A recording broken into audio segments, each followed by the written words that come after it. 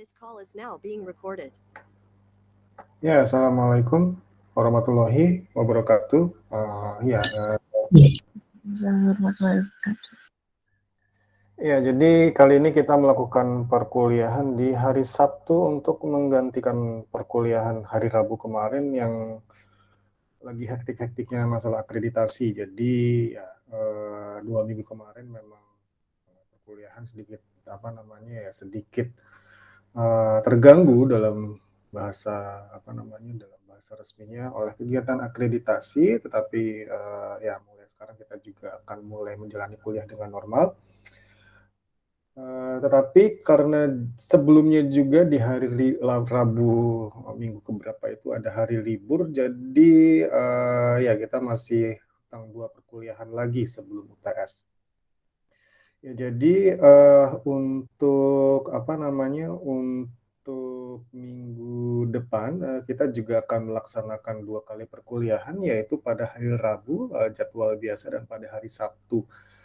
Ya, saya memang menginginkan perkuliahan ini berjalan sesuai dengan jumlah yang ditentukan karena sejujurnya materinya memang cukup susah ya. Ya, artinya transformasi Laplace saja sudah susah, terus ini ditambah lagi dengan transformasi Z. Ya, jadi untuk diskrit ini kita harus mengkonversi yang tadinya Laplace ke Z. Bisa jadi lebih susah kalau kita dari waktu ke Laplace ke Z, tetapi dalam kasus ini kita fokus untuk melakukan konversi dari S atau domain Laplace ke Z atau domain diskrit. Karena yang seperti saya bilang sebelumnya, sebenarnya transformasi Laplace dan transformasi Z itu sama-sama mengkonversi dari domain waktu ke domain frekuensi. Cuma yang membedakan adalah bahwa dalam transformasi Laplace itu kita menggunakan sinyal waktu kontinu atau sinyal yang tidak tersampling. Sementara kalau dalam dalam transformasi Z kita menggunakan sinyal yang tersampling. Dan sampling adalah ciri khas yang membedakan antara diskrit dan kontinu, atau dengan kata lain sistem kendali diskrit dan sistem kendali kontinu. Ya, sistem kendali diskrit dan sistem kendali kontinu. Jadi kalau misalkan di analisisnya kita melakukan analisis diskrit, itu pasti ada yang namanya DAC dan ADC. Jadi kalau kemarin kalian diminta untuk merancang blok diagram, yang membedakan antara blok diagram pada sinyal kendali kontinu dan kendali diskrit adalah keberadaan analog to digital converter dan digital to analog converter, baik pada input ataupun output. Nah, ini akan saya tekankan kembali karena apa? Karena nanti di dalam perkuliahan ini kita akan melihat peletakan sampling pada blok diagram. Dan peletakan itu penting, kenapa? Karena perbedaan peletakan akan menentukan bagaimana fungsi transfer dari sistem secara umum. Ya, fungsi transfer dari sistem secara umum. Beda peletakan sampling, fungsi transfernya beda. Nanti kita lihat lagi, seperti apa sih yang dimaksud dengan peletakan sampling. Ya. Jadi untuk minggu ini topik pembahasannya antara lain tentang fungsi transfer. Jadi fungsi alih ataupun fungsi transfer itu adalah hal yang sama. Kadang-kadang istilahnya fungsi alih, kadang-kadang istilahnya fungsi transfer. Ya, jadi transfer function itu kalau di bahasa Indonesia kan mau pakai fungsi transfer atau fungsi alih itu sama saja. Tetapi kalau misalkan dalam sistem kendali kontinu itu kita hanya melihat dalam representasi kontinu, sementara kalau dalam kasus ini kita melihat dalam representasi diskrit atau yang tersampling. Ya, tersampling. Jadi kalau kontinu kemarin itu kita langsung saja konversi. Sekarang yang membedakan adalah kita harus melihat dulu di samplingnya di mana. Ya, di dalam blok diagram itu di samplingnya di mana. Karena nanti itu akan membedakan analisis fungsi transfernya. Lalu untuk sistem loop terbuka ya, sistem loop terbuka berarti kita tidak membandingkan output dengan input. Tentu saja fungsi transfernya lebih sederhana ya, tapi dalam kasus ini kita juga akan menyertakan pengaruh sampling. Jadi ya kita harus melihat letak sampling di dalam blok diagramnya. Lalu tanggapan waktu loop terbuka, sistem loop tertutup, ya, dan tanggapan waktu untuk sistem loop tertutup. Ya, kita lihat dulu. Oke, ini adalah gambar blok diagram yang pertama. Sebenarnya ini masih sederhana. Jadi di sini ada sinyal ES. Ya, sinyal ES itu ya terserah mau dianggap sebagai error atau input biasa. Ya, tapi di sini ada lambang ini. Ya, lambang ini itu artinya adalah pensamplingan.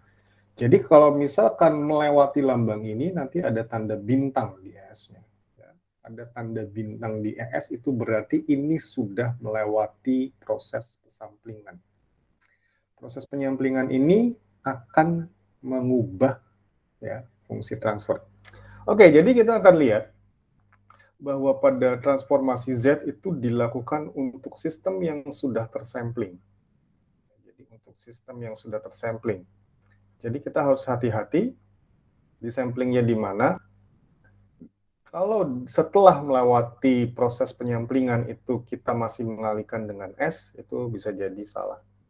Jadi yang harus kita lihat ini setelah melakukan proses penyamplingan itu fungsi blok diagramnya seperti apa. Oke, jadi kita lihat di sini, ini ES. Sebenarnya ini error, cuma ya saya bilang ini input saja. Di sampling, jadi ada tanda bintang. Ini inputnya adalah hasil tersampling. Lalu dia diproses oleh suatu sistem GS di sini dan menghasilkan output YS. Lalu disampling lagi sehingga menghasilkan output yang tersampling. Jadi di sini ada 2 kali penyamplingan atau 2 kali penyaringan, dan makin banyak saringan makin harus hati-hati kita melakukan analisis. Oke, nah kita ngelihat di sini ya. Yang pertama adalah analisis terhadap YS atau output itu sendiri. YS di sini kita lihat adalah hasil kali dari hasil penyamplingan E dalam domain Laplace S dikalikan dengan fungsi blok diagram GS. Ya, E bintang ya hasil penyamplingan S dikali GS ini adalah YS. Lalu kita ngelihat lagi bahwa bagaimana dengan bentuk Y yang hasil sampling tadi, karena kan YS di sini baru mengukur keluaran dari GS dan belum disampling. Ya, kita lihat lagi berarti Y bintang S atau hasil penyamplingan output Y itu sama dengan E bintang S dikalikan GS dan dibintangkan lagi. Jadi E bintang S dikali GS dan dibintangkan lagi. Oke, nah kalau itu apa artinya? Artinya ini kita bisa uraikan juga ya karena ini sama-sama bintang. Jadi kalau sampling di sampling itu masih sampling. Maksudnya ketika E hasil penyamplingan disampling lagi itu nggak mengubah hasil. Ya ibaratnya apa namanya kita ngambil data setiap 1 detik sekali. Lalu data yang diambil setiap 1 detik sekali itu kita ambil lagi datanya setiap 1 detik sekali. Ya, datanya akan sama karena sama-sama diambil setiap 1 detik sekali. Sehingga E bintang S itu ketika dibintangkan lagi tetap hasilnya E bintang S atau penyamplingan tadi. Nah, kalau GS disampling itu hasilnya menjadi G bintang S. Jadi output dari hasil penyamplingan YS itu sama dengan E S yang dibintangkan dan GS yang dibintangkan atau yang disampling. Nah, ini itu artinya kita bisa langsung mencari transformasi Z atau bagaimana cara kita mengubah dari domain Laplace ke dalam domain Z setelah bintangnya itu sudah ditempatkan di porsinya masing-masing. Jadi kita lihat di sini, kalau di sini kita belum bisa melakukan transformasi Z yang bagian persamaan atas ini. Kenapa? Karena ini belum bintang, belum hasil penyamplingan, GS-nya belum bintang. Tetapi kalau semuanya sudah dalam bentuk yang ada bintangnya, ada bentuk yang hasil samplingnya, kita bisa langsung gunakan transformasi Z ya untuk persamaan ini. Lalu mulai bertanya-tanya lagi, ini kayaknya ribet banget ya, udah diubah dari S ke Z lagi. Nah, yang seperti saya bilang, sebenarnya pelajaran transformasi Z itu adalah pelajaran melihat tabel ya. Jadi kalau misalkan kita lihat di sini ya, sebenarnya di sini sudah ada tabel yang menghubungkan bagaimana bentuk Laplace ke dalam bentuk Z. Kalau misalkan bentuk waktu itu kadang-kadang kadang-kadang kita udah bukan nggak terlalu pedulikan ya, kita udah nggak terlalu memasukkan kebersamaan, kecuali kalau kita disuruh melakukan transformasi Z balik dan dicari dalam bentuk domain waktunya. Tetapi kalau misalkan dalam bentuk Laplace, kita nggak usah ubah dulu ke waktu ya. Kenapa? Karena kita bisa langsung melihat padanannya di tabel ini. Jadi memang aslinya susah itu artinya kalau dalam pembahasan transformasi Z kemarin kan kita harus belajar deret tak hingga ya, deret tak hingga, lalu deret-deret yang lain, lalu konversinya apa. Tapi ujung-ujungnya seperti saya bilang ya, ujung-ujungnya lihat tabel. Dan kita juga udah melakukan shortcut ya, istilahnya shortcut di sini kita nggak usah mengubah ke waktu dulu untuk nyari Z. Kita bisa langsung melihat bagaimana perubahan dalam domain S ke Z-nya langsung. Misalkan di sini, unit step 1/S. Ya udah, berarti di dalam domain Z itu adalah Z per Z min 1. 1/S kuadrat di dalam domain Z berarti T. T ini adalah waktu sampling, ya hati-hati biasanya biar dianggap gampang ditulis 1. T sama dengan 1 detik. Tapi kalau misalkan nanti T-nya setengah detik atau 5 detik, artinya ngambil datanya mau 1 detik sekali, 5 detik sekali, dan lain-lain, ini nanti berpengaruh di persamaan. Jadi nanti jangan sampai gara-gara kebiasaan dikasih contohnya itu adalah waktu samplingnya 1 detik, lalu ketika diubah dikit aja waktu samplingnya setengah detik, jadi ngambil T-nya tetap 1. Jadi ini kalau misalkan 1/S kuadrat, ini dalam domain Z-nya adalah TZ per dalam kurung Z min 1 kuadrat. Dan seterusnya, ini yang sering keluar kan contohnya ini ya, 1/S tambah A. Itu dalam domain Z itu adalah Z per Z min E pangkat min A dikali waktu sampling. Hati-hati, di sini T-nya itu T besar itu waktu sampling. T besar itu beda dengan T kecil, kalau T kecil itu waktu variabel waktu biasa. Kalau bedanya apa lagi, kalau variabel waktu biasa, biasanya kita nggak memasukkan berapa, itu ada di persamaannya. Tapi kalau T besar, kita harus masukkan itu waktu samplingnya berapa. Ini juga sama ya, jadi ini adalah bentuk-bentuk transformasi Laplace yang diubah ke dalam domain Z yang sudah sangat familiar atau sudah sangat umum digunakan. Jadi nanti kalau misalkan saya ngasih persamaan tiba-tiba berubah ke dalam domain Z dan perubahannya kok kayaknya ini dapat dari mana? Ya itu dapat dari tabel. Ya, ini. Jadi kembali lagi kita sangat-sangat menggunakan tabel ini untuk mencari padanan dari bentuk Laplace atau bentuk S ke dalam bentuk Z. Oke, kita balik lagi. Nah sekarang memang kita fokusnya untuk mencari padanan dalam bentuk Z-nya itu yang bolehnya yang kayak gimana. Karena seperti saya bilang, letak penyamplingan, letak kita mencari pencuplikan itu akan mempengaruhi bagaimana bentuk blok diagram untuk mencari transformasi Z-nya. Oke, jadi ini ya, ini adalah bentuk yang sebenarnya simple tapi butuh pemahaman yang baik ya, terkait dengan peletakan sampling ini. Oke, nah ini tadi kita lihat ini hanya dalam bentuk fungsi transfer biasa. Lalu bagaimana kalau misalkan fungsi blok ini kita kalikan K? Apakah kita harus mencari K-nya dalam domain Z, lalu GS-nya dalam domain Z, lalu lalu kita kalikan setelah diubah ke dalam domain Z? Ternyata tidak. Kenapa? Karena di dalam kotak ini hubungan antara K dan G itu tidak ada penyamplingan. Jadi keluaran dari K itu langsung masuk ke G.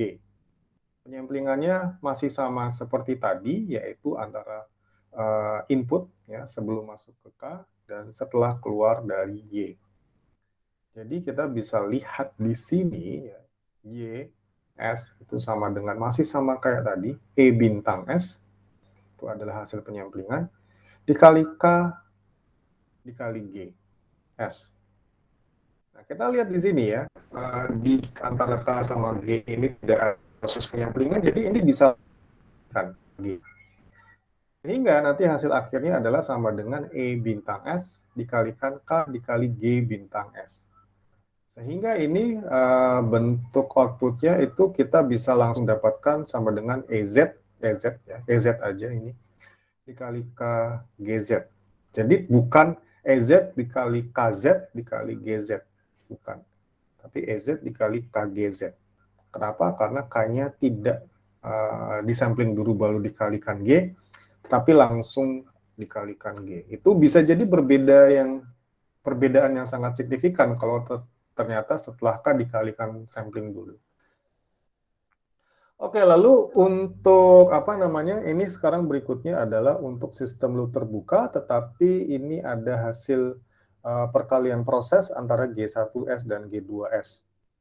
Nah, kita lihat di sini, ini masih sama kayak tadi ya, bahwa keluaran dari input itu disampling dulu. Keluaran dari input itu disampling dulu, lalu baru masuk ke blok G1S, dan keluaran dari blok G1S itu tidak melalui penyamplingan, itu langsung diproses ke G2S, dan setelah itu kita dapatkan nilai outputnya, lalu setelah itu kita sampling lagi, dan kita dapatkan hasil output yang tersampling. Sehingga bentuknya menjadi YS sama dengan E bintang S, dikali G1S, dikali G2S. Sehingga ini kita lihat dalam bentuk ini, Y bintang S sama dengan E bintang S dikali G1S dikali G2S dikali bintangnya. Disampingkan sama dengan E bintang S dikalikan G1 G2 bintang. Sehingga YZ itu sama dengan EZ dikali G1 G2Z dan YZ per EZ sama dengan G1 G2Z. Ini yang perlu di-note. Jadi G1 G2Z ya, itu adalah hasil transformasi Z dari G1S dikalikan G2S. Dan ini beda dengan G1 yang ditransformasikan Z dikalikan G2 yang ditransformasikan Z. Ini beda. Jadi jangan sampai ketika kalian mendapatkan bentuk ini kalian malah langsung buat dalam bentuk Z terus dikalikan. Enggak. Jadi harus dikalikan dulu dalam bentuk Laplace-nya, baru diubah ke dalam domain Z. Dikalikan dulu dalam bentuk Laplace-nya, baru diubah ke domain Z. Jangan diubah ke domain Z, masing-masing diubah ke domain Z baru dikalikan. Hasilnya beda. Lalu kapan kita bisa menggunakan ini? Kalau misalkan saya pengen tahu apakah mungkin suatu saat kita mengalihkan hasil transformasi Z dari G1 dan G2? Mungkin saja kalau di sini ada samplernya. Kalau di antara G1 dan G2 itu ternyata ada proses penyamplingan lagi, proses pencuplikan data, berarti G1 itu harus ditransformasikan dalam domain Z, dan G2 harus ditransformasikan di dalam domain Z, baru dikalikan. Kalau ada sampler di sini. Kalau nggak ada, ini harus dikalikan dulu, ya. Ini harus dikalikan dulu, baru diubah ke dalam domain Z. Sekali lagi, itu hasilnya beda. Dikaliin dalam domain Laplace, lalu hasilnya diubah ke Z, itu beda ketika kita mengubah ke dalam domain Z baru dikalikan. Dan kapan kita boleh melakukan transformasi Z? Kalau ada samplernya. Kalau nggak ada samplernya, nggak usah ditransformasikan ke dalam domain Z.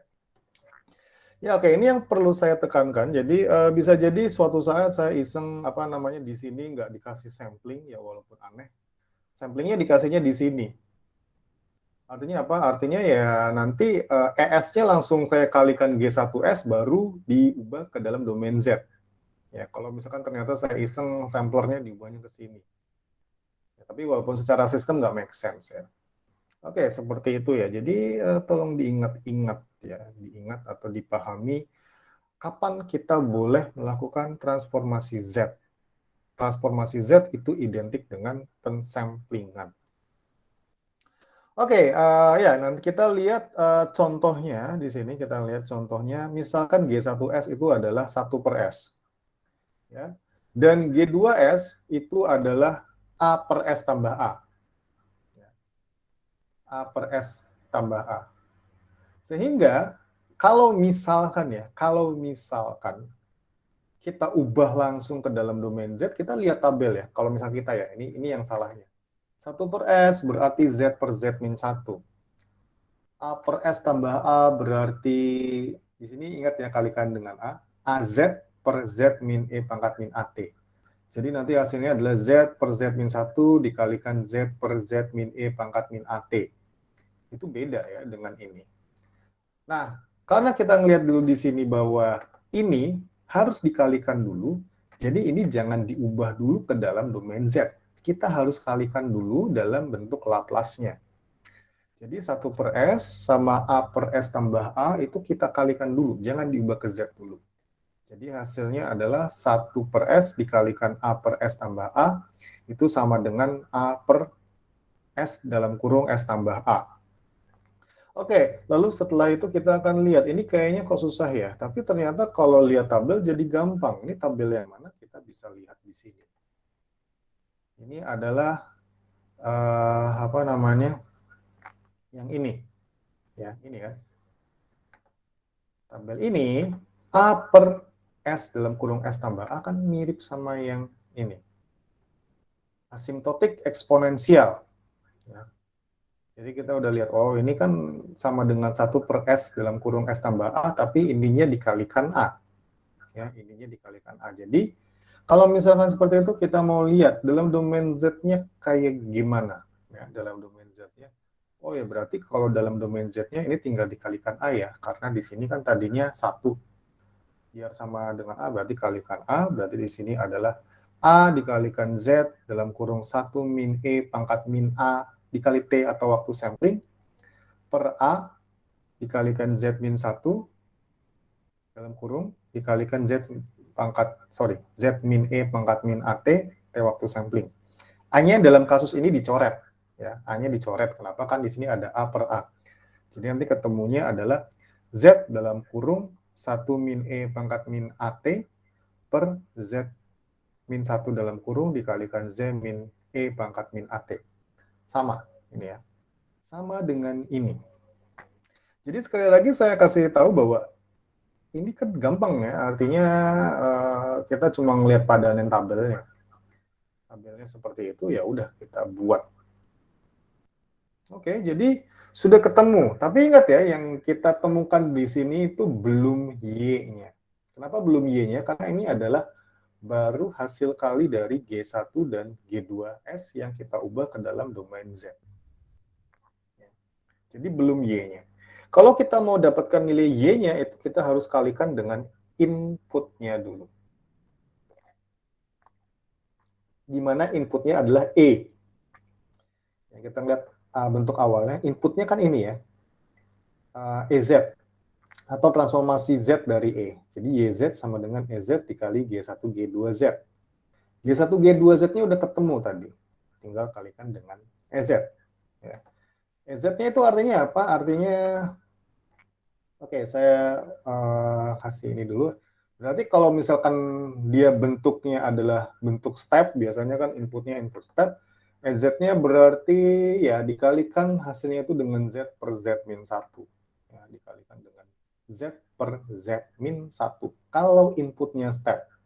Kalau ternyata inputnya rem, ya kita tinggal kalikan dengan T dikalikan Z per Z min 1 kuadrat. Nah, jadi itu semua tergantung input. Jadi hati-hati, kita harus mencari yang ditanyakan. Kalau yang ditanyakan YZ, jawabnya ini jadinya salah. Karena ini belum output, ini baru hasil kali proses. Output itu adalah hasil kali proses dikali input. Oke, ya mungkin ada pertanyaan? Kalau ada langsung aja ya, langsung raise hand atau ya terserah sih. Intinya ini sebenarnya memang cukup butuh butuh pemahaman yang baik ya terkait proses ini. Oke, saya lanjutkan lagi. Ini saya akan kasih contoh untuk sistem yang ternyata dikasih sampling lagi di sini. Jadi kita lihatnya ini beda. Untuk sistem 2 dan sistem 3 itu mirip tapi beda. Kenapa beda? Karena untuk sistem 3 ternyata antara G1 sama G2 itu dikasih sampling lagi. Kita ngambil cuplikan lagi di antara G1 sama G2. Ya, itu kan sistemnya bisa macam-macam. Nah, karena kita ngambil cuplikan lagi, walaupun sistemnya sama, itu fungsi transfernya beda. Nah, kita bisa lihat di sini bahwa keluaran dari G1 itu adalah XS, dan setelah disampling itu jadi X bintang S, itu sama dengan E bintang S dikalikan G1 bintang S. Sehingga YS itu sama dengan X bintang S dikali G2S, Y bintang S itu sama dengan X bintang S dikali G2 bintang S, sehingga Y bintang S sama dengan E bintang S, G1 bintang S, G2 bintang S. Dan YZ-nya itu sama dengan EZ dikalikan G1Z dikalikan G2Z. Ini beda. Kalau yang tadi sebelumnya EZ dikalikan G1, G2Z. Kalau sekarang EZ dikalikan G1Z dikalikan G2Z. Bedanya di mana? Berarti G1 dan G2 itu harus diubah ke dalam domain Z dulu, harus ditransformasikan Z dulu, baru dikalikan. Karena adanya sampling di sini. Oke, kita lihat lagi bentuknya ya. Jadi kita lihat G1S itu sama dengan 1 per S, dan G2S itu sama dengan A per S tambah A. Kita ubah ke dalam domain Z. Ya. Kita lihat tabel lagi, 1 per S. Sama dengan Z per Z min 1. Ya. Ya, ini langsung. Itu mudah ya, gampang sekali. Cuma lihat tabel lalu sesuaikan. A per S tambah A. Kita lihat A per S tambah A, lihat tabel.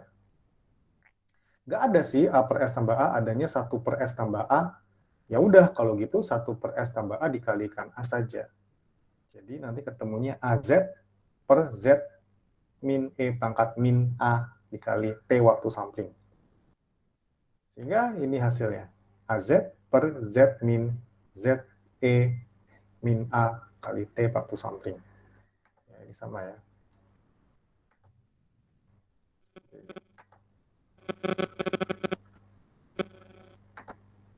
Oke, nah kita ngelihat di sini. Nah,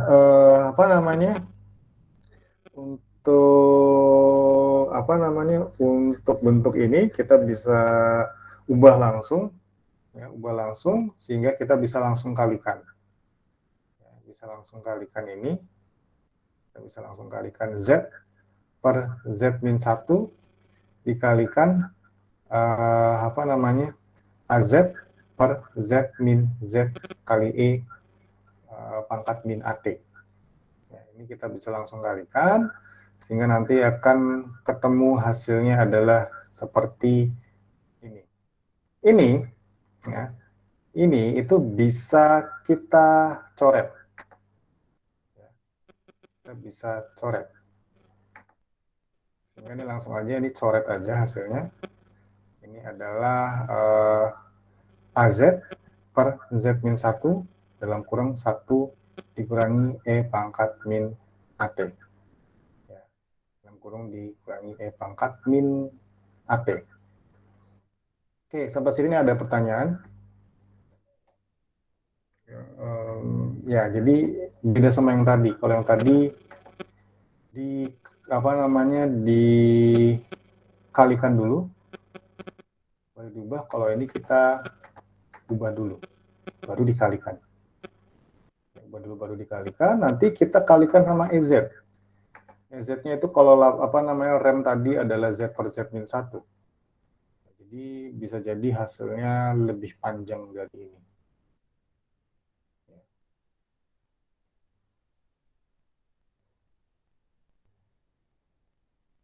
Oke, ini agak membingungkan karena di sini harusnya nggak ada Z ya, Z min E banget. Ini nanti langsung langsung dihilangkan saja kalau misalkan ini dirasa ada yang error.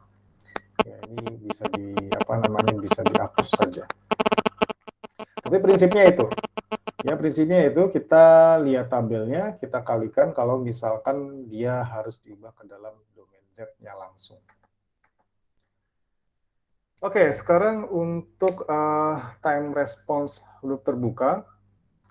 Ya, jadi ini sebenarnya kelanjutan yang tadi. Jadi setelah kita mendapatkan fungsi transfer dalam domain Z, cara mencari respon waktunya itu adalah dengan mengubahnya kembali ke dalam domain waktu dengan inverse Z. Sehingga tabel ini kembali berguna. Kalau tadinya kita mau mencari apa sih padanan dari bentuk Laplace ke dalam bentuk Z, nah kalau mau mencari respon waktunya agar kita bisa gambarkan secara grafik, itu kita harus melihat padanan dalam domain Z ke dalam domain waktu. Jadi sama-sama lihat tabel juga, sama-sama lihat tabel aja, nggak usah pakai sigma lalu dihitung berapa besar deret tak hingganya, itu nggak usah ke sana. Jadi kita melihat untuk tanggapan waktu loop terbuka pada sistem ini kita harus mencari data tersamplingnya dan itu bisa melalui transformasi Z balik atau inverse Z dari fungsi outputnya. Hati-hati dari fungsi outputnya bukan dari fungsi transfernya. Jadi yang dicari transformasi Z baliknya adalah output, bukan fungsi transfer. Ya, fungsi transfer itu beda dengan fungsi output. Kalau fungsi transfer itu adalah perbandingan antara output dan input. Kalau misalkan fungsi output adalah hasil kali antara input dengan fungsi transfer. Ya, jadi saya tekankan lagi untuk fungsi output itu harus dalam bentuk perkalian antara input ini, contohnya US, yang mungkin bisa jadi disampling dengan fungsi transfer RC di sini. Nah, di sini kita mau mencari bagaimana tanggapan waktunya atau time responnya untuk sistem RC jika periode samplingnya adalah 1 detik. Nah, ini memang selalu ngambil 1 detik biar enak kalau misalkan mencari transformasi Z-nya, T-nya sama dengan 1. Tapi nggak berarti selamanya selalu 1 detik. Nah, kita ngelihat untuk fungsi transfernya ya, ini sebenarnya udah disederhanakan banget gitu loh. RC-nya ya udah 1. Ya, 1 per RCS tambah 1 kan kalau misalkan dalam bentuk fungsi ini. Ternyata RC-nya 1, tapi ya siapa tahu nanti saya kasih RC-nya berapa, C-nya berapa harus dihitung lagi. Bisa jadi nggak seperti ini ya fungsi transfernya. Jadi ini fungsi transfer GS sama dengan 1 per S tambah 1 itu dengan asumsi R dikalikan C sama dengan 1. Ya, kan untuk fungsi transfer dalam rangkaian listrik RCS itu kan 1 per RCS tambah 1, ini berarti kalau R dikali C sama dengan 1, berarti 1 per S tambah 1. Ya, kita lihat di sini, YS itu sama dengan U bintang S dikalikan GS, sehingga Y bintang S sama dengan U bintang S dikalikan G bintang S. Nah, ini karena sama-sama udah ada bintangnya, langsung aja sama dengan UZ dikali GZ. Ya. UZ dikali GZ. Oke lah, UZ dikali GZ, itu kita cari unit step, UZ-nya. Karena di sini nggak, dikasih tahu nggak ya, step. Oke, di sini dikasih tahu stepnya dalam bentuk gambar ya. Ini kita ngelihat, oh ini stepnya dalam bentuk gambar. Ini kan fungsi step. Walaupun harusnya dikasih tahu juga tingginya berapa ya. Kita anggap tingginya 1. Jadi fungsi step 1 per S itu adalah Z per Z min 1. Ya. Lalu untuk fungsi 1 per S tambah 1, kita lihat tabel lagi. Ya. Ini kan berarti 1 per S tambah 1. Ya. Berarti apa? Berarti kita langsung aja masukin. Ya. A-nya itu sama dengan 1. Berarti ini sama dengan Z per Z min E pangkat min 1 kali T, atau Z per Z min E pangkat min T besar. Ya, ini. Z per Z min E pangkat min T besar. Kita juga udah bisa nebak sih T besarnya berapa, karena udah dikasih tahu udah sama dengan 1. Jadi E pangkat, jadi nanti ketemunya Z per Z min E pangkat min 1. Ya. Sehingga ini nanti hasilnya adalah seperti ini. YZ sama dengan UZ dikalikan GZ, sama dengan Z per Z min 1 dikalikan Z per Z min E pangkat min T besar. Nah, ini kita kalikan, Z kali Z sama dengan Z kuadrat. Ya. Z kuadrat per Z min 1 dikalikan Z dikurangi E pangkat min T. Dan T itu sama dengan 1 detik. Sehingga E pangkat min 1 itu sama dengan E pangkat E pangkat min T itu sama dengan E pangkat min 1, sama dengan 1 per E, yaitu adalah 2,718 sekian, 1 per 2,718 sekian itu sama dengan 0,368. Sehingga ini hasil akhirnya adalah Z kuadrat per Z min 1 dikalikan Z min 0,368. Ingat, ini YZ, ini sudah dalam bentuk output. Dan tugas kita sekarang adalah mencari bentuk domain waktunya. Ini yang agak tricky. Jadi nyari time response pasti selalu lebih susah dibandingkan mencari fungsi transfer. Kenapa? Kalau mencari fungsi transfer udah ketemu fungsinya, selesai. Kalau mencari time response udah ketemu fungsi transfernya, masih harus dikali input lagi, lalu setelah dikali input lagi harus diubah ke dalam bentuk waktu. Diubah bentuk waktu, lalu diplot. Jadi ya memang paling susah itu mencari time response, karena langkahnya adalah kelanjutan setelah kita memperoleh fungsi transfer. Nah, lalu bagaimana cara kita mencari fungsi dalam domain waktunya?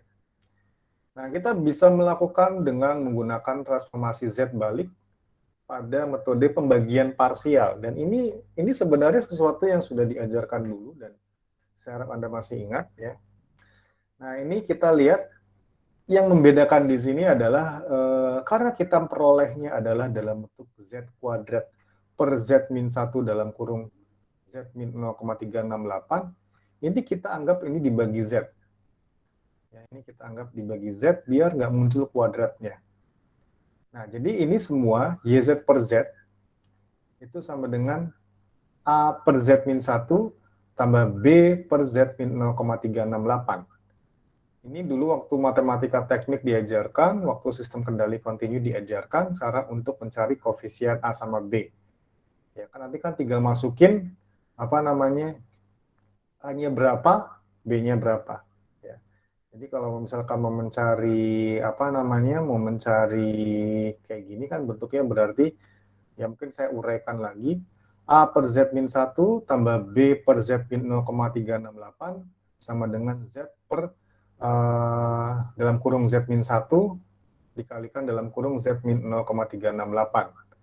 Ya, lalu kita masukkan Z-nya berapa untuk untuk mencari A, semua dikalikan dengan Z min 1, semuanya dikalikan dengan Z min 1, lalu kita masukkan nilainya berapa untuk membuat B-nya 0. Ya, semua kan dikalikan Z min 1. Semua dikalikan Z min 1. Lalu setelah itu kita mencari berapa nilai A-nya. Caranya adalah dengan cara apa? Caranya dengan cara memasukkan Z sama dengan 1. Sehingga nanti koefisien B 0. Sehingga nanti di sini ketemu Z per ZA sama dengan Z per Z min 0,368 sama dengan 1 per 1 min 0,368 sama dengan 1 per 0,632 dan 1 per 0,632 itu bisa jadi 1,582 kalkulator.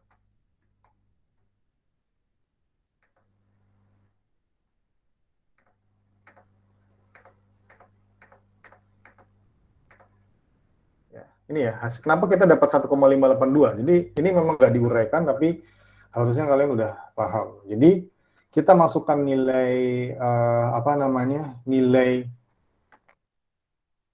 ini kan semua dikalikan Z-1 ya, semua dikalikan Z-1 sehingga nanti ketemunya adalah Z per Z min 0,368. Kenapa tinggal Z? Karena kita tadi nyarinya YZ per Z, sehingga Z kuadratnya kita hilangkan kuadratnya karena semua dibagi Z.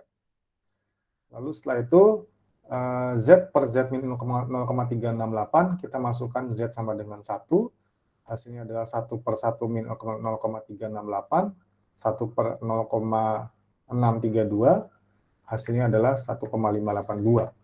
Hal yang sama kita juga aplikasikan pada B, kita kalikan semuanya dengan Z min 0,368 ya. Kita kalikan semua dengan Z min 0,368. Lalu nanti ketemunya adalah Z per Z min 1. Z per Z min 1 kita masukkan 0,368.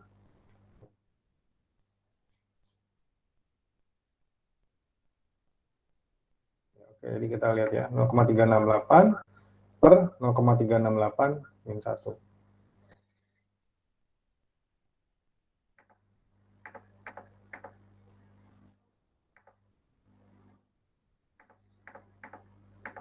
Ya, kurang lebih ini ya. Ini hasilnya. 0,368 dibagi 0,632 tapi minus. Jadi nanti ketemunya B-nya sama dengan min 0,582. Ya, itu sudah diajarkan di cara pemecahan partial Laplace dan continue. Jadi ini saya cuma cuma refresh doang sih. Nah, ini ketemunya YZ per Z sama dengan 1,582 per Z min 1 dikurangi 0,582 per Z min 0,368. Nah, kita balikan ini si Z-nya ke bentuk asalnya sehingga ketemu YZ sama dengan 1,582 Z per Z min 1 dikurangi 0,582 Z per Z min 0,368. Kalau sudah dapat bentuk ini, kita tinggal langsung mengubahnya ke dalam bentuk domain waktu. Ya, bentuk domain waktu. Caranya gimana? Kita ngeliat ini kan per Z min 1. Ya. Kita ngeliat ini berarti kan sama dengan 1,582 Z per Z min 1. Ini kan kalau dalam bentuk time domain ya 1,582 ya. 1,582 Z per Z min 1 kan dalam bentuk waktu adalah 1,582. Kita langsung masukkan. Lalu setelah itu adalah dalam bentuk 0,582 Z per Z min 0,368. Ini kita lihat dalam bentuk apa ya ini? Nah, ini adalah dalam bentuk ini. Dalam bentuk ini. Ini sama dengan Z per Z min E pangkat min AT. Z per Z min E pangkat min AT. Di mana E pangkat min AT-nya? Ini tolong diperhatikan karena ini mungkin agak sedikit membingungkan. E pangkat min AT-nya itu sama dengan 0,368. Jadi E pangkat min AT sama dengan 0,368. Jadi kalau di sini kita ngelihat, kan kalau misalkan Z per Z dikurangi E pangkat min AT, itu dalam domain waktunya adalah E pangkat min AT. Tapi kalau misalkan E pangkat min AT-nya itu sama dengan 0,368, berarti ini kan sama dengan 0,368 pangkat T. Ya, 0,368 pangkat T. Sehingga hasilnya adalah akan jadi seperti ini. Ini jadinya YNT itu adalah 1,582 dikurangi 0,582 ya, 0,582 Ini kan koefisiennya adalah 0,582 dikalikan E pangkat N. Harusnya E pangkat sekian, tapi ini kita ngelihat bahwa ininya itu adalah 0,368 itu sendiri. Jadi ini dikalikan 0,368 pangkat N. Ya, jadi ini yang mungkin agak membingungkan karena ini tadinya bentuknya E berubah jadi 0,368 pangkat N. Karena ya kita ngelihatnya dari sini. Ini kan aslinya ini. Ini kita gantikan dengan 0,368. Sehingga E pangkat min AT jadi 0,368 pangkat T. T-nya itu adalah sampling jadi diganti N. Oke, kita masukkan satu-satu nilainya. Kalau N-nya 0, waktu sampling ke 0, berarti kan Y0T itu sama dengan 1,582 dikurangi 0,582 dikali 0,368 pangkat 0. 0,368 pangkat 0 itu adalah 1, berarti 1,582 dikurangi 0,582. 1. Terus lalu masukkan N-nya sama dengan 1, 1,582 dikurangi 0,582 dalam kurung 0,368 pangkat 1. Ya, dikalikan, dicari aja nilainya berapa, ketemu 1,367. Dan seterusnya, dan seterusnya, dan seterusnya ya. Ini diuraikan kalau 2 berarti N-nya 2, 3, N-nya 3, 4, N-nya 4. Ini ketemu nilainya adalah seperti ini untuk sampling pada saat T, 2T, 3T, dan 4T. Ya. Ini ketemunya adalah kalau misalkan kalian sudah belajar sinyal discrete, ini sama aja dengan direct T tambah 1,367 D T min waktu sampling 1. Ya, kalau misalkan waktu samplingnya 1 detik, tulis aja 1. Terus ini 1,503 direct T dikurangi 2, tambah 1,552 direct T dikurangi 3, dan seterusnya. Ya, ini adalah penggambaran dari sinyal ini. Ya, jadi ya memang ini kelanjutannya bagaimana cara kita melakukan pecahan parsial balik, lalu bagaimana cara kita menggambarkan hasil dalam domain waktunya ke dalam grafik. Ya, ini kalau ada yang mau nanya langsung aja ya. Silakan aja. Soalnya memang mungkin ini sesuatu yang ya butuh waktu untuk bisa paham ya.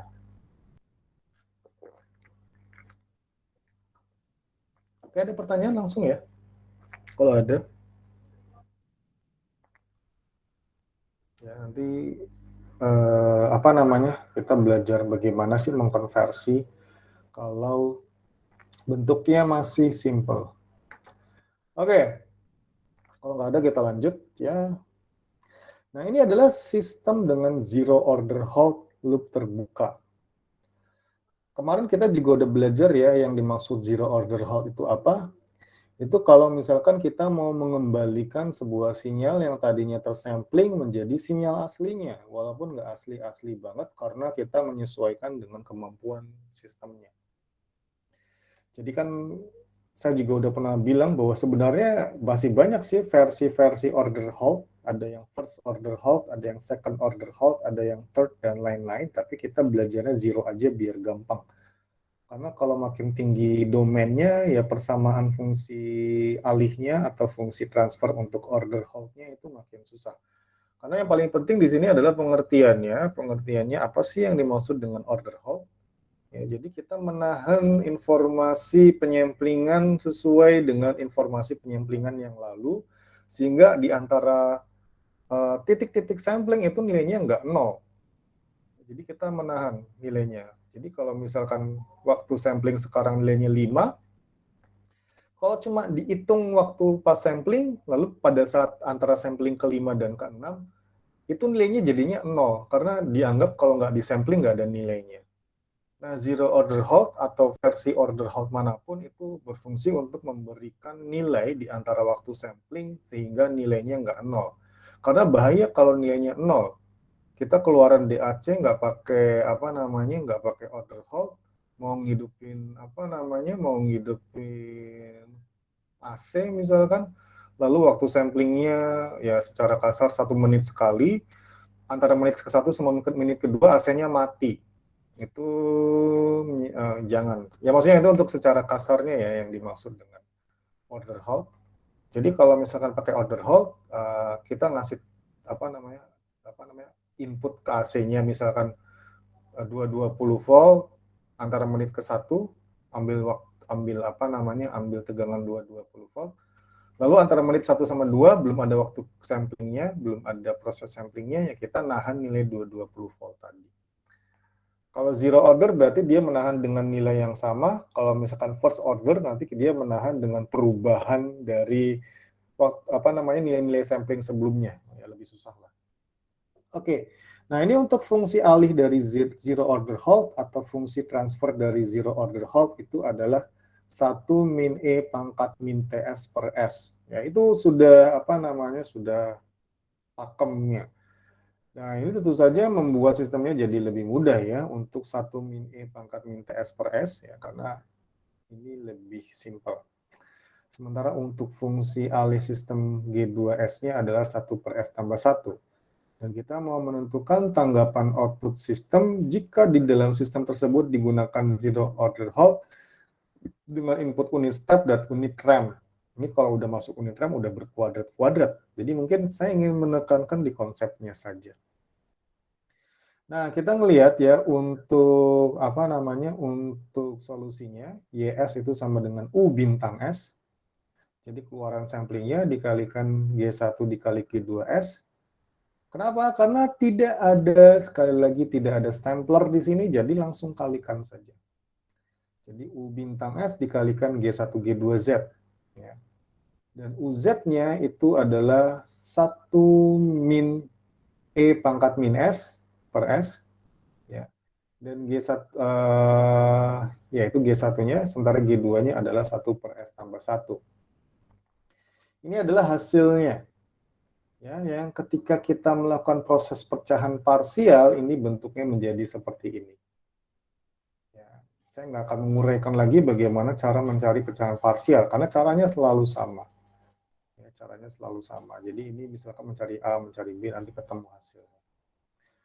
Oke, lalu bagaimana cara kita mengubah ini? Ya, cara kita mengubah ini menjadi bentuk dalam domain domain Z, ya. Ya, menjadi dalam bentuk dalam domain Z. Nah, 1 min E pangkat min S itu kalau dalam bentuk dalam domain Z, ya itu bagaimana bentuknya? Ya kita cari saja. Nah, ini nanti ketemunya adalah 1 min Z pangkat min 1 dikalikan Z per Z min 1 dikurangi Z per Z min E pangkat min 1. Sejujurnya untuk dapat dari sini ke sini memang langkahnya itu ada langkah yang memang harusnya sudah dipahami sih. Bagaimana cara mengkonversinya. Ya, bagaimana cara mengkonversinya. Ya, jadi ini kita bisa lihat ya. Ini kan 1 min. Ini kenapa jadi simple gini? Ini jadinya saling menghilangkan. Jadi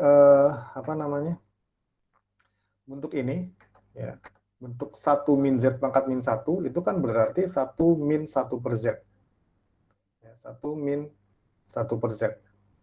Kalau misalkan dikalikan Z per Z, ya, itu jadinya adalah Z min 1 per Z. Ya, jadinya Z min 1 per Z. Ya, jadinya Z min 1 per Z, jadinya saling menghilangkan ya. Jadi ingat ya, 1 dikurangi 1 per Z, itu sama dengan Z min 1 per Z.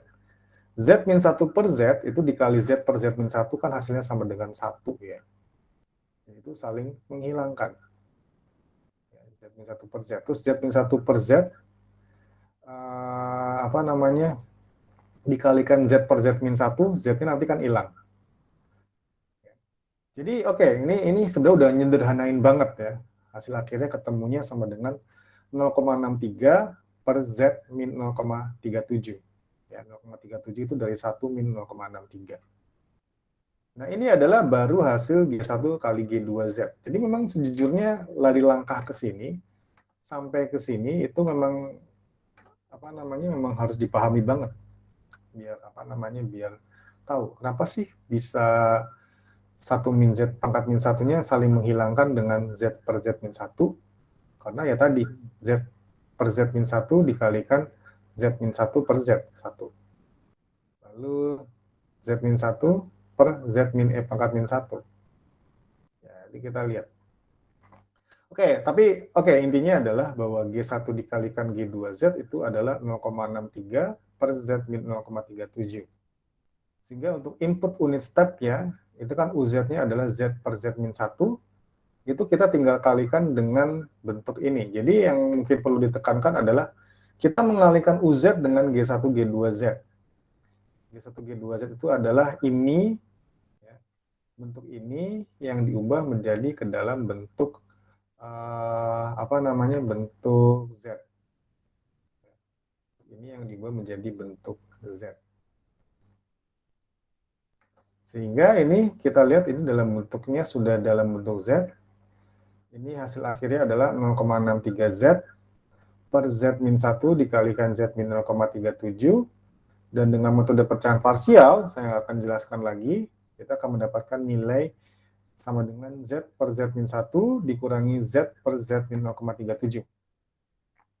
Dan ini, ya, karena ini adalah satu unit satuan step, ini adalah A, ya.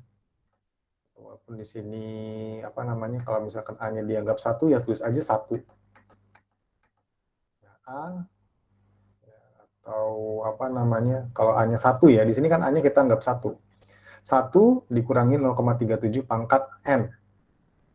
Ya, seperti saya bilang tadi, ini kan, jadi kalau misalkan kalian udah biasa mengubah dari domain Z ke domain waktu, kalian tinggal fokus di sini aja, di belakangnya aja, tinggal, oh ini berarti 0,37 atau 0, sekian, atau apapun itu di situ pangkat N. Berarti nanti kita masukkan YNT-nya 1, ya, karena A-nya sama dengan 1, dikurangi 0,37 pangkat N.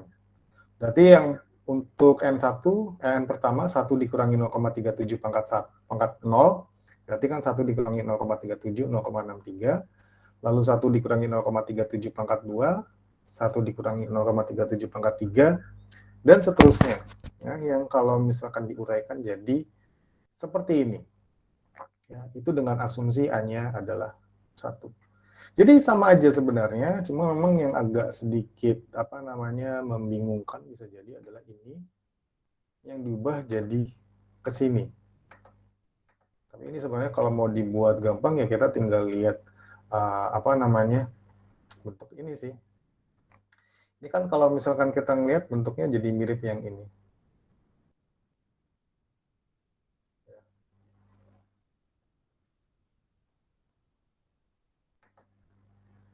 Bentuk yang seperti ini.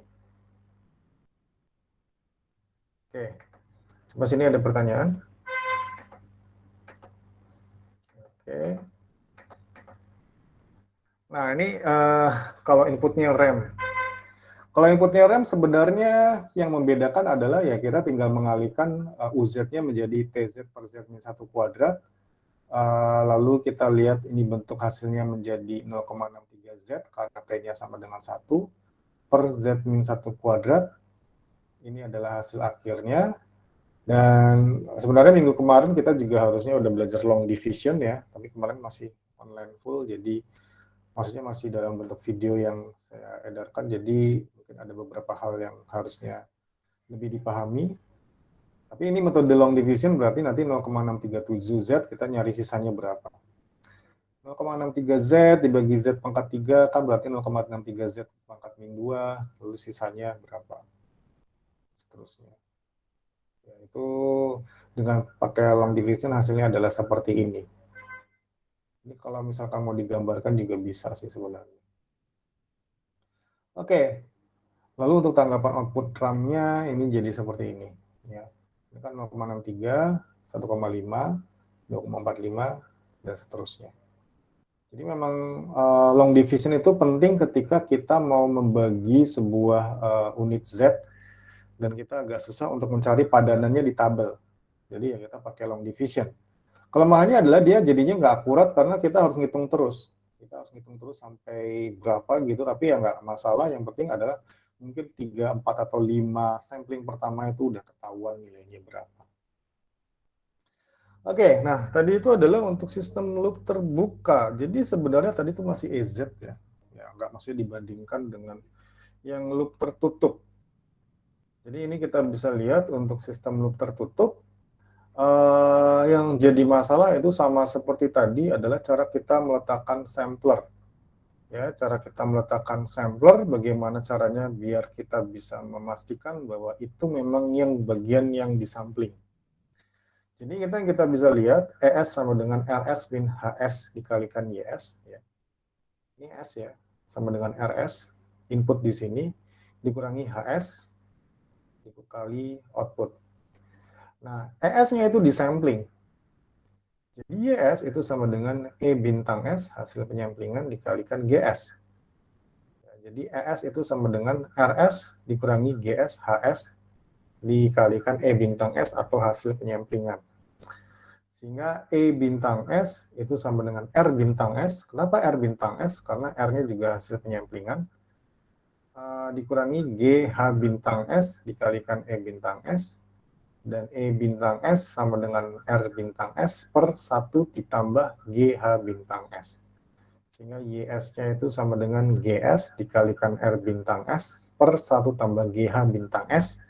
Dan persamaan ini hanya berlaku kalau samplingnya di sini. Kalau samplingnya di tempat lain gimana ya? Itu bisa jadi beda lagi persamaan fungsi loop tertutupnya. Jadi kita juga bisa lihat bahwa Y bintang S sama dengan R bintang S dikalikan G bintang S per 1 tambah GH bintang S. Dan YZ per RZ itu sama dengan GZ per 1 tambah GHZ. Jadi yang perlu diingat adalah bagian akhirnya ini saja, bahwa YZ per RZ atau fungsi transfer output dari hubungan GZ dan lain-lain itu akan bentuknya seperti itu kalau samplingnya diletakkan setelah ES. Jadi kalau diletakkan setelah ES. Nah ini lagi, kalau misalkan diletakkannya kayak gini gimana ya? Ya kita harus uraikan satu persatu lagi.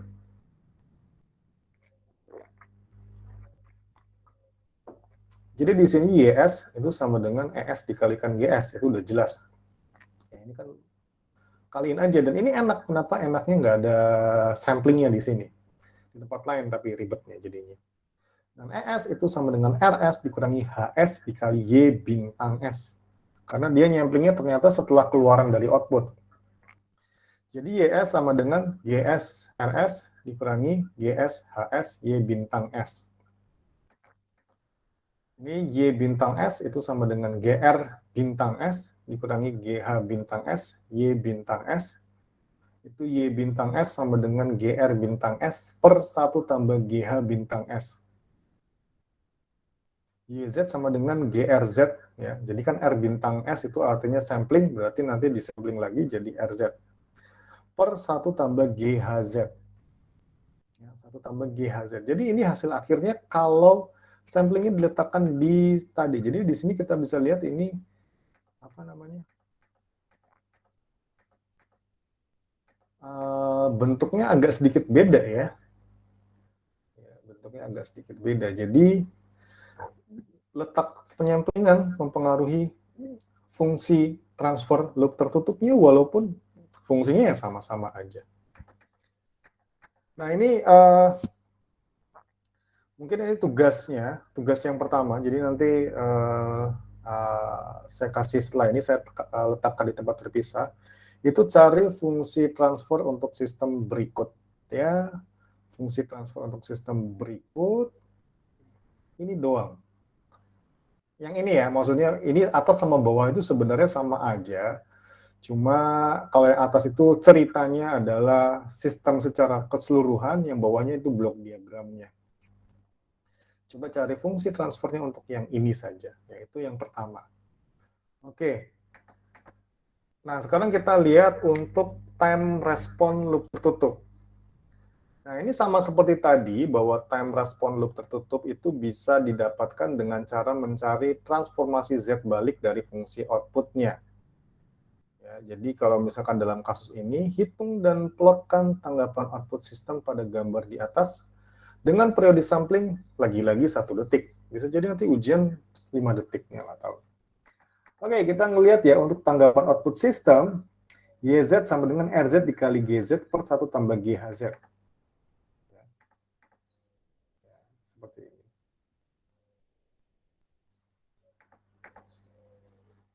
Ya. Jadi ingat ya, ini letaknya di sini.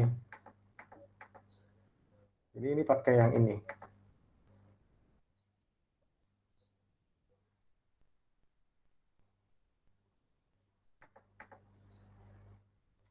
YZ sama dengan RZ GZ per 1 tambah GHZ.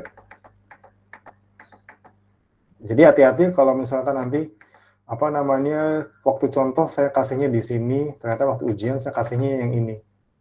Itu bisa jadi. Nah, kita ngelihat untuk inputnya, RZ sama dengan Z per Z min 1. Kalau masih nanya lagi, ya karena step. Step. 1 per S, dan ini adalah Z per Z min 1. HZ-nya 1. Ya, kenapa? Karena di sini kita nggak mengalihkan dengan apa-apa. Ceritanya ini langsung dimasukkan ke input, jadi sensornya cuma terima beres, lalu ngirim semuanya. Tapi kenyataannya nggak ada yang kayak gitu. Nah, GZ-nya, ya, GZ-nya ini adalah ini. Kalau masih nanya dari mana tabel? Dari mana ya? Ini. Tabel yang ini. Kita konversi ke sini, gampang sekali. Jadi, nggak usah dibikin ribet. Yang gampang nggak usah dibikin susah. Jadi kita lihat ininya jadinya gampang kan. Tapi ini perhitungannya jadinya agak sedikit lebih menguras waktu dan emosi karena kita harus mengalihkan ini. Jadi ini RZ dikali GZ per 1 tambah GHZ. Ini yang apa namanya? Yang susahnya adalah ya telatennya aja. Ini berarti Z per Z min 1 dikali ini ya, per 1 ditambah G dikali HZ, berarti 1 tambah ini dikali 1. Untung hanya 1. Kalau hanya ada angka lain udah dia nggak tahu. Jadi ini pekerjaan apa namanya? Pekerjaan ketelitian aja ya. Ini Z per Z min 1 kalikan ini Z 1 min E pangkat min T per 1 ditambah dalam kurung Z per Z 1 min 1 dikalikan 1 min ini. Jadi ini apa ya? Ya ini ujung-ujungnya matematik banget sih. Jadi ya bagaimana cara kita menyederhanakan ini. Ya, jadi ini ketemunya YZ itu sama dengan, tapi intinya apa namanya? Kalian tahu bahwa RZ-nya itu ini, GZ-nya ini, per 1 tambah G, G-nya adalah ini, dikalikan 1. Ya, itu matematik banget. Jadi nanti ketemunya adalah ini. Z kuadrat 1 min E pangkat min T per Z kuadrat per 2 ZE pangkat min T tambah E pangkat min T Z min 1. Lalu kita masukkan T-nya sama dengan 1, ya udah, ini 1 per E pangkat min 1, 1 min 0,368, ketemunya adalah 0,632 Z kuadrat per sekian, dan seterusnya. Ya, ini matematik aja, biasa. Ya, kita kaliin biasa aja, nggak usah terlalu diuraikan di sini. Ini ketemu di sini. Dan lagi-lagi, kalau misalkan kita mendapatkan persamaan dalam bentuk parsial seperti ini, percuma buat kita kalau kita mencari pecahan parsial. Lebih enak kalau kita menggantikan pembagian secara ini, apa namanya, secara langsung. Makanya metode pembagian itu cukup penting. Minggu kemarin udah ada videonya, mudah-mudahan dipahami ya. Oke, nah ini lalu bagaimana cara kita menggambarkannya? Ini jadinya gampang. 0,632 Z pangkat min 1 berarti pada saat ini sebenarnya nggak pas ya, harusnya ini di T sama dengan 1, tapi ya enggak, ini udah. Ini harusnya mulai dari 1, 2, 3. Ini 0,632 di sini, 1,096 di sini, 1,25 di sini, dan ini kita tinggal plot aja sesuai dengan bentuk samplingnya. Yaitu adalah output time respon untuk fungsi tertutupnya. Ya, ada yang mau ditanyakan enggak? Jadi seperti saya bilang ini konsepnya mudah sih sebenarnya. Maksudnya bukan, yang susah di sini adalah ininya, kita ngalih bersama matematikanya butuh ketelatenan memang. Tapi kalau dalam konsep inputnya ini adalah ini, ternyata fungsi transfernya ngelihat di tabel sekali jadi langsung ketemu, terus HZ-nya itu sama dengan 1, ini sebenarnya masih mudah. Cuma yang ribet adalah ini. Jadi nanti kalau ujian, ya memang ya harus bisa matematik. Maksudnya ini kan masih matematika biasa, cuma kadang-kadang kalau nggak telaten jadinya ada yang salah. Ya itu adalah cara kita mencari time response atau fungsi waktu untuk loop tertutup. Kalau ada pertanyaan langsung aja. Ya. Kalau nggak ada, ini tugas keduanya. Jadi ada 2 tugas sebenarnya. Tugas pertama adalah ini satu aja, apa namanya? Jadi bukan berarti yang di atas sama di bawah itu beda. Bawah itu representasi yang atas, ya. Bawah itu adalah representasi yang atas. Jadi kan digital to analog converter itu adalah zero order Hall. Ya. Lalu digital controllernya adalah DS. Nah, ini sampling itu adalah ADC. Ini sengaja digambarkan kayak gini biar lebih gampang memahami sebenarnya sampling itu alatnya apa sih. Jadi ini adalah representasi atas itu hardware-nya, bawah itu sistemnya. Nah, ini tugasnya mencari fungsi transfernya. Terus tugas kedua adalah menggambarkan output sistem jika inputnya adalah unit step dengan fungsi aleph sekian. Nanti saya akan tambahkan waktu samplingnya berapa. Karena bisa jadi waktu samplingnya nggak 1 detik, saya mau ganti yang lain aja.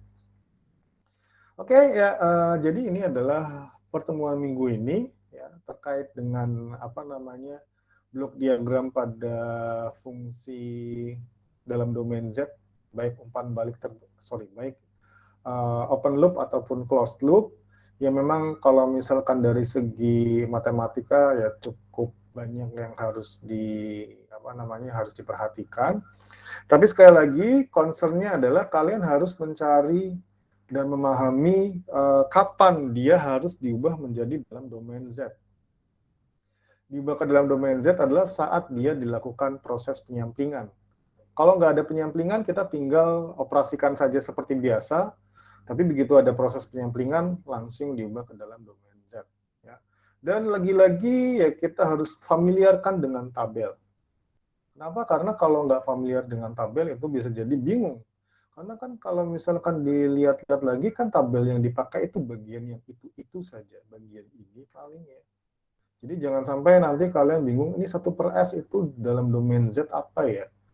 Ya kalau udah biasa sih udah kayak otomatis gitu ya. Paling pakainya yang ini 1/S tambah A, ini. Lalu ini yang ini. Ada 3 yang sering dipakai, asymptotic eksponensial, yang unit step, sama yang eksponensial.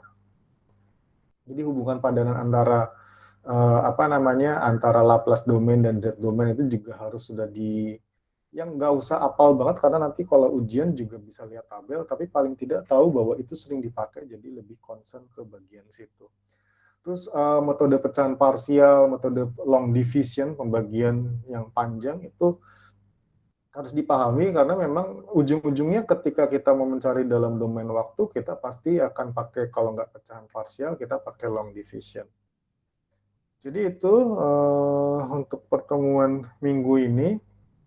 Ya, untuk minggu depan kita juga akan mulai latihan-latihan untuk sistem secara real. Walaupun pada dasarnya basicnya masih sama ya, kita harus mencari di mana letak samplingnya, kita juga harus tahu waktu samplingnya berapa. Oke, ada pertanyaan?